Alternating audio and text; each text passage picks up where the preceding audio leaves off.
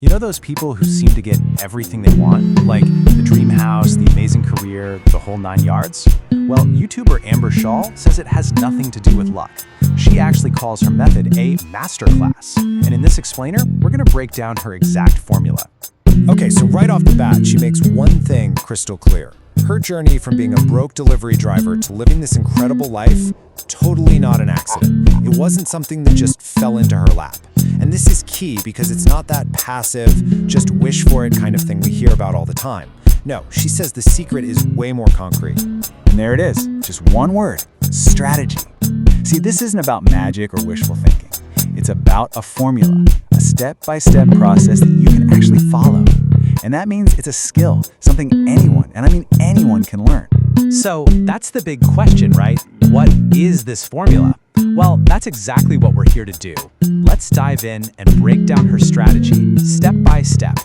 All right, the first piece of the puzzle, and this is really the foundation for everything else, is something she calls the art of wanting. And look, it sounds simple, but trust me, her approach to this is, well, it's pretty intense. So, step 1. You have to know exactly what you want, and you have to want it without a single apology.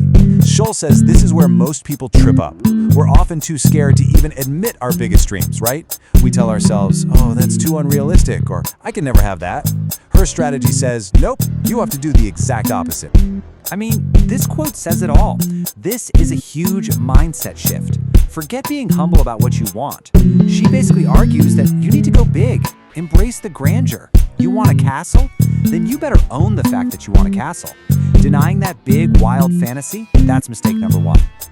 And when she says specific, she means hyper-specific. We're not talking about, oh, I want a nice house. No. We're talking about knowing her favorite color is gold, or that her style is French neoclassical antiques.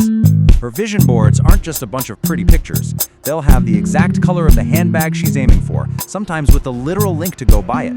The whole point is to make that dream so real you can almost touch it. Okay, so you know exactly what you want. Now what?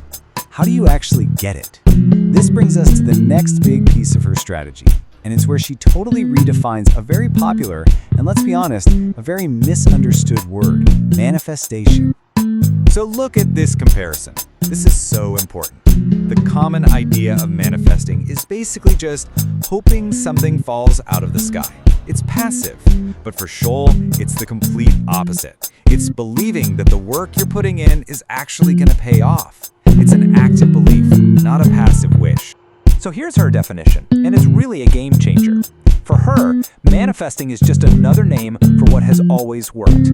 Hard work, dedication, and a rock-solid belief in yourself. You see, that belief is what creates the action, and it's the action that creates your reality. It's a chain reaction. And boom, this quote just nails it, doesn't it? It's a complete shift in thinking. You stop being a passenger waiting for good luck, and you become the driver. You're the one making things happen. Which leads us perfectly into the next part, the action.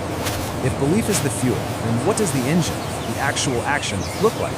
This is where she says the magic happens. But spoiler alert, it's the magic of good old-fashioned work. I just love this quote. It's so good. The dream, that's the big wish, right? But the action, that's the spell. It's what you do day in and day out that actually makes it real. It's about turning those huge, overwhelming dreams into small, daily, consistent steps.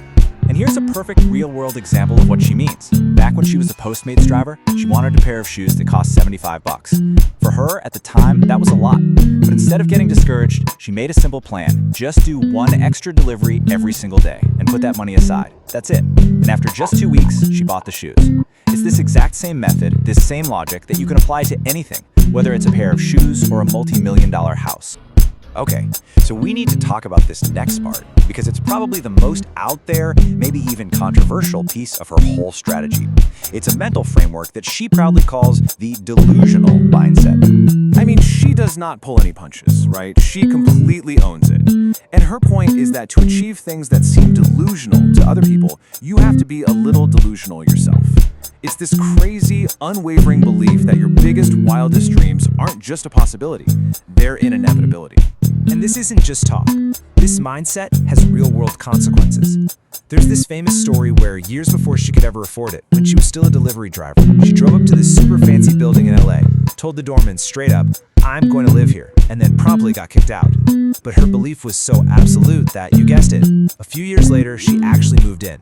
The delusion literally became her reality. And this whole delusional mindset wasn't just in her head. She physically changed her surroundings to match her vision. It was fake it till you make it on a whole other level. We're talking about putting cheap jewelry into real Tiffany boxes just to feel it, or using fake designer bags for years. And my favorite example, she installed these cheap peel and stick fake marble tiles in her old apartment, just so she could practice what it would feel like to walk on her future dream floors. It's like she was rehearsing for the life she knew she was going to have. So let's recap. We've got knowing what you want, this action-based version of manifestation, and this wildly delusional mindset. It sounds like a perfect, foolproof recipe for getting everything you want 100% of the time. But there's a final twist here, and it kind of changes everything. Which leads to the obvious question, doesn't it? After all of this, does this strategy actually work every single time? Does she really get everything she wants? And here it is, the big reveal. The answer is no. She's super honest about it. She says, the truth is, I don't. Nobody does. It's just life. And honestly, this is such a crucial moment because it makes this whole thing feel so much more real and, frankly, achievable. See, it's a numbers game. That's the key. She uses this great baseball analogy. We only ever see the home runs, right? The dream apartment, the YouTube success. But what we don't see is that she is out here batting and swinging all day long. It's not about having a perfect record. It's about the sheer volume of attempts. And this right here. This is the real takeaway of her entire philosophy. The goal of the strategy isn't to guarantee you a 100% success rate. That's impossible. The real power is that it gives you the mindset and the framework to always keep going after it, relentlessly, unapologetically. The victory isn't just in the getting, it's in the going. So that leaves us with this one final powerful question. It's so easy for our brains to default to, yeah, but what if it doesn't come true, right? We focus on the fear. Her whole strategy is about flipping that script. It dares you to ask a different question. But what if it does? And maybe more importantly, what are you willing to do to find out?